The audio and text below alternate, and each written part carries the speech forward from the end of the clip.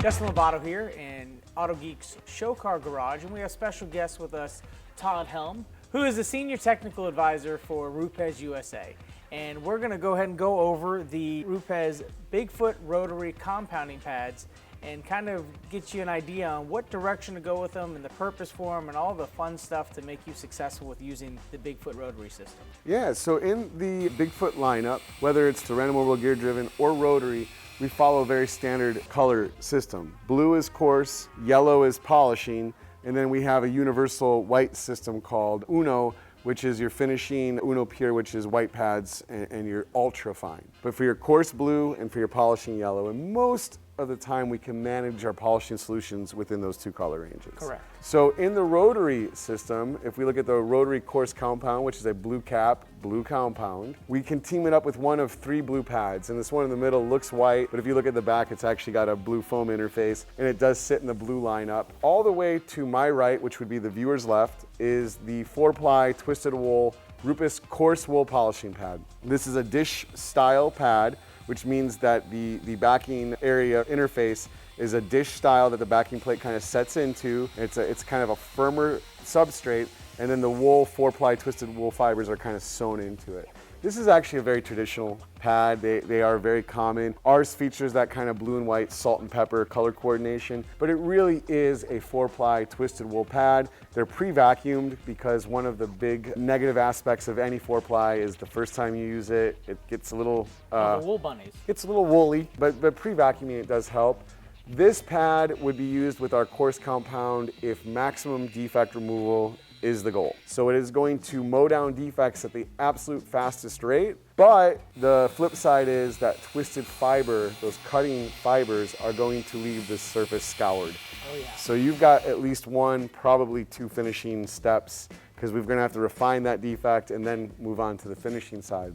So visually then, you're basically removing scratches, but yet reintroducing, but a more of a scratch pattern. Right, oh for sure, yeah. I mean, anytime when we're talking about rotary polishing on the coarse level, you're kind of substituting an uneven, deeper defect for a controlled defect pattern.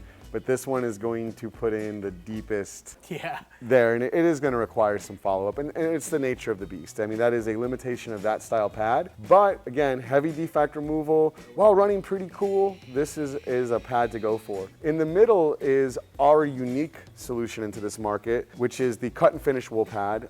These fibers, instead of using a four-ply twisted wool, it's actually a merino lamb's wool, so it's a really soft fiber, and the quality of this merino is actually high enough to use in garments. So this is a really, really soft wool, which means you're getting a lot of the benefits from the cutting fibers, but the finished quality is a lot greater. Of the three pads on the table, the four-ply, this one, and then the blue foam, this one actually has the greatest range. So it's got the power, we say about 90% the power of the four-ply, but the finishing ability kind of bridges this long gap almost all the way to the foam. So 9 times out of 10, if I'm busting out the rotary to do heavy defect removal, this is the pad I'm going to try first, because the scratch pattern is good enough where we can go right to a foam finishing solution and still keep the level of steps lower. And then the third option is your cutting foam pad. Cutting foam pads are always kind of striking a unique balance because they've got to be stiff and dense and present a cutting surface to the paint. But on a rotary, that means you can get a lot of heat and buildup. Now, the nice benefit of this is that the finish quality is actually really, really good. The Rupes rotary compound produces a good finish, and the foam does, so this kind of really is the least number of steps available. So if you want to get the job done as quick as possible, but you still need something with more cut than our yellow option, we would go with the foam. But what we find is in most times, this is the widest range from cut to finish, and the most unique solution that we offer to the rotary polishing market. And that basically will give you your range on whether you need to step it up or step it down. Right, it gives you a great baseline. If we know we've got to remove defects, we're looking at the paint and we got to start. This is where my test spot for cutting always starts with. Now, and correct me if I'm wrong, on the manufacturing side of a lamb's wool, to say, the actual animal that's used in that hide, that's a very unique area of that hide.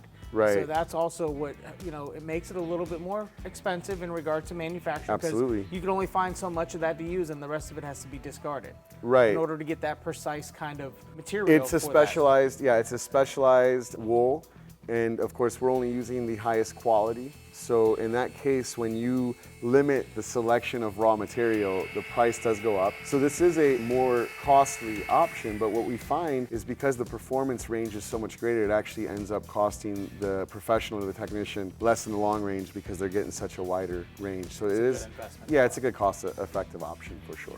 Well, I hope that covers any questions you may have in regards to the Bigfoot rotary system and the compounding pads that they offer. Of course, if there's any other videos or anything you'd like to see in regards to the Bigfoot system in general, make sure you like, subscribe, and follow us on social media and YouTube.